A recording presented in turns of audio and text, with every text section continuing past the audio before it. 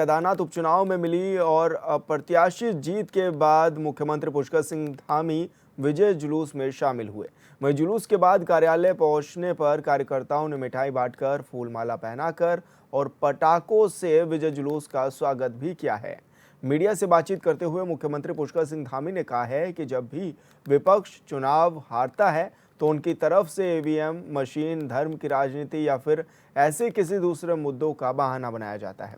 देवतुल्य जनता ने उनके इस बहाने को समझ लिया, उन्हें नकार दिया है।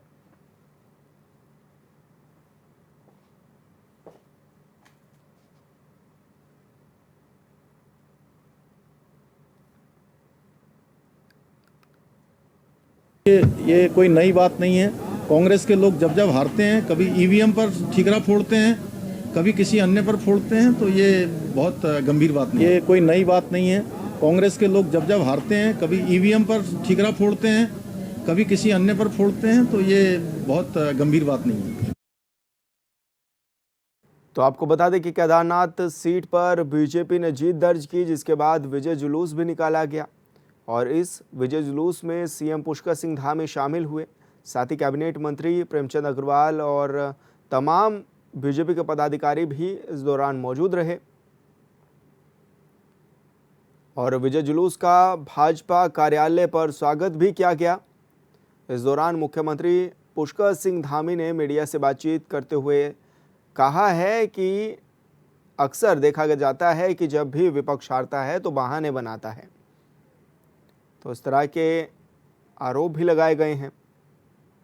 बीजेपी कार्यालय में भव्य स्वागत किया गया। इस दौरान मुख्यमंत्री पुष्कर सिंह धामी, डॉक्टर रमेश पोखरियाल निशंक, प्रेमचंद अग्रवाल और साथ ही तमाम कैबिनेट मंत्री और तमाम कार्यकर्ता पदाधिकारी भी इस दौरान मौजूद रहे।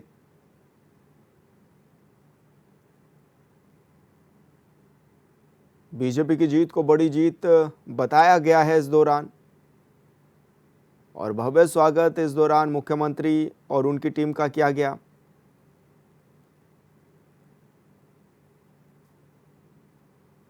केदारनाथ सीट पर बीजेपी ने परचम लहराया है। आपको बता दें कि जो प्रत्याशी हैं बीजेपी की आशा नोटियाल, उन्होंने जीत दर्ज की है। 5000 ज़्यादा से वोटों से उन्होंने जीत दर्ज की, जिसके बाद जश्न का माहौल भी देखने को नजर आया। भाजपा में साख का चुनाव बना हुआ था, केदारनाथ चुनाव, और ऐसे में एक तरफ पूरी ताकत भाजपा ने झोंकी तो वहीं कांग्रेस ने भी अपनी पूरी ताकत लगा दी थी, लेकिन ऐसे में भाजपा ने इस सीट को हासिल कर लिया है।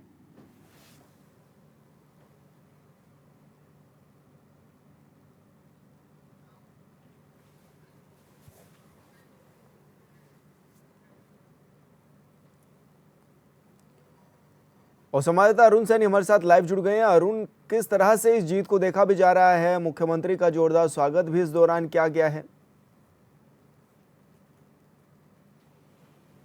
जी विशाल, केदारनाथ विधानसभा सीट के उपचुनाव में भारतीय जनता पार्टी ने एक बड़ी जीत हासिल की है और अच्छे मार्जिन से जो है भारतीय जनता पार्टी की प्रत्याशी आशा नोटियाल ने इस सीट पर जीत हासिल की, जिसके बाद भारतीय जनता पार्टी में जो है पूरा उत्साह है, पूरी गदगद भारतीय जनता पार्टी इस वक्त दिखाई दे रही है। कल मुख्यमंत्री पुष्कर सिंह धामी ने देहरादून में रोड शो किया और भाजपा प्रदेश मुख्यालय में वो पहुंचे, जहां उन्होंने कार्यकर्ताओं को संबोधित भी किया और केदारनाथ के अथक विकास के लिए और आने वाले समय में किस तरीके से केदारनाथ का विकास होगा और आने वाले समय में और क्या कुछ योजनाएं चलाई जाएंगी, उसको लेकर भी उन्होंने जो है बातें कही हैं। और साफ तौर पर उन्होंने कहा है कि जिस तरीके से प्रधानमंत्री नरेंद्र मोदी का भी विशेष लगाव केदारनाथ से देखा जाता है और उत्तराखंड से देखा जाता है, तो उसी का नतीजा है कि लगातार जो है केदारनाथ का विकास हो रहा है और उत्तराखंड के विकास में जो है वो चार चांद जो है लग रहे हैं। इस तरीके की बात मुख्यमंत्री पुष्कर सिंह धामी ने कही। ऐसे में क्योंकि विपक्षी दल भी लगातार जो है ये सवाल उठाता रहा है और कई बार ईवीएम को लेकर सवाल उठते रहे हैं, तो कई बार सरकारी मशीनरी का दुरुपयोग करने के भी जो है सवाल उठे और चुनाव प्रचार में भी देखा गया जिस तरीके से तमाम जो चीज़ें उठी चाहे वो शराब को लेकर हो, जिस तरीके से शराब भी पकड़ी गई हो, तमाम ऐसी चीज़ें जो है वहाँ पर देखने को मिली, जिसको लेकर विपक्ष ने लगातार सवाल भी खड़े किए। तो इसी को लेकर मुख्यमंत्री पुष्कर सिंह धामी ने विपक्ष पर निशाना भी साधा। उन्होंने कहा कि जब जब विपक्षी दल हारता है, कोई भी चुनाव हारता है, तब तब ठीकरा ईवीएम पर फोड़ता है या दूसरे अन्य चीज़ों पर फोड़ता है, लेकिन जब चुनाव जीतता है तो फिर उसके बाद उसे ईवीएम में कोई गड़बड़ी दिखाई नहीं देती। तो इस तरीके की बात मुख्यमंत्री पुष्कर सिंह धामी ने कही है। लेकिन ऐसे में जो चुनाव हुआ, केदारनाथ का त्रिकोणीय मुकाबला देखने को मिला, और त्रिकोणीय मुकाबला की वजह से ही जो है कांग्रेस पार्टी को कहीं ना कहीं हार का सामना भी करना पड़ा। इस बात को कांग्रेस पार्टी भी एक्सेप्ट कर रही है।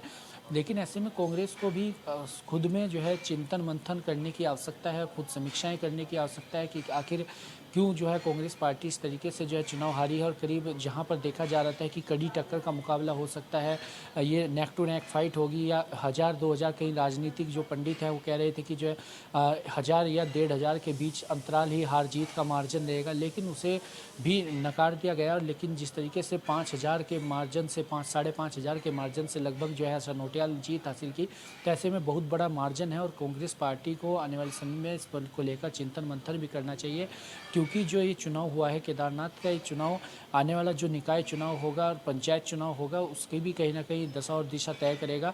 इसी के साथ साथ ही जो 2027 का विधानसभा चुनाव होंगे, आम चुनाव, उनके उसमें भी जो है दोनों ही दलों के लिए एक नींव के तौर पर जो है चुनाव देखा गया। जिस तरीके से भारतीय जनता पार्टी 2 विधानसभा के उपचुनाव हारी थी, उसके बाद कांग्रेस में काफ़ी उत्साह देखने को मिल रहा था, कांग्रेस पार्टी ने जीत हासिल की थी, तो वापस जो है भारतीय जनता पार्टी ने अपनी पटरी पकड़ ली और दोबारा से जो है भारतीय जनता पार्टी ने केदारनाथ का रन जो है जीता है। कांग्रेस पार्टी फिर उसी ढर्रे पर जो है वो आई है। लेकिन आने वाले चुनावों में कांग्रेस पार्टी इससे सबक लेकर किस तरीके से आगे काम करती है और आने वाले चुनाव में कैसा प्रदर्शन करती है, देखने वाली बात होगी।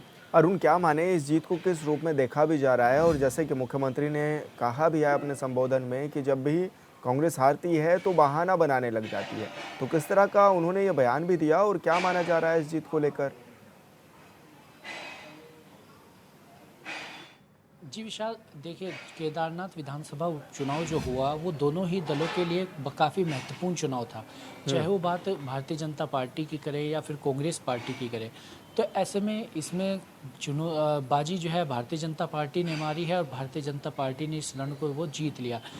लेकिन ऐसे में दोनों ही दलों के लिए चुनौती इसलिए भी बना हुआ था ये चुनाव, क्योंकि जिस तरीके से कांग्रेस पार्टी 2 चुनाव जीती थी, उपचुनाव बद्रीनाथ और मंगलोर का, तो उसके बाद एक चुनौती थी केदारनाथ विधानसभा सीट को जीतना, हालांकि कांग्रेस उसमें कामयाब नहीं हो सकी। भारतीय जनता पार्टी भी 2 उपचुनाव हारी थी, उसके बाद भारतीय जनता पार्टी के सामने भी चुनौती थी इस चुनाव को जीतना। तो ऐसे में दोनों ही दलों के सामने काफ़ी चुनौती थी और दोनों ही दलों की साख का चुनाव ये बना हुआ था, और ऐसे में भारतीय जनता पार्टी ने इसमें बाजी मारी है। और ये वैचारिक दृष्टिकोण से भी काफ़ी महत्वपूर्ण चुनाव जो है वो दोनों ही दलों के लिए था। भारतीय जनता पार्टी जिस तरीके से लोकसभा चुनाव में अयोध्या की सीट हारी, जिसको लेकर कांग्रेस पार्टी ने और विपक्षी दलों ने कई प्रकार के जो है तंज भारतीय जनता पार्टी पर कसे। इसके बाद बद्रीनाथ विधानसभा सीट का जो उपचुनाव हुआ उसे भारतीय जनता पार्टी हारी, उसके बाद भी कई तरीके के तंज कसे गए। तो ऐसे में भारतीय जनता पार्टी के लिए काफ़ी महत्वपूर्ण चुनाव भी था, और ऐसे में भारतीय जनता पार्टी ने अपना पूरा दमखम जो है इस चुनाव पर लगाया। मंत्री जो है वहाँ पर लगाए गए, सांसद लगाए गए, विधायक लगाए गए, पार्टी के तमाम कार्यकर्ता वहाँ पर लगाए गए। तो इस तरीके से भारतीय जनता पार्टी ने मेहनत की और मेहनत सभी दलों ने की है, लेकिन इसमें भारतीय जनता पार्टी ने बाजी मारी है। और कांग्रेस को आत्मचिंतन मंथन करना इसमें होगा कि आखिर कांग्रेस पार्टी कहाँ हारी है, कहाँ चूक उससे रही है, ताकि आने वाले चुनाव में कांग्रेस पार्टी सबक लेकर इस तरीके की जो है गलतियाँ ना दोहराए। बिल्कुल अरुण, आप बने रहिए हमारे साथ।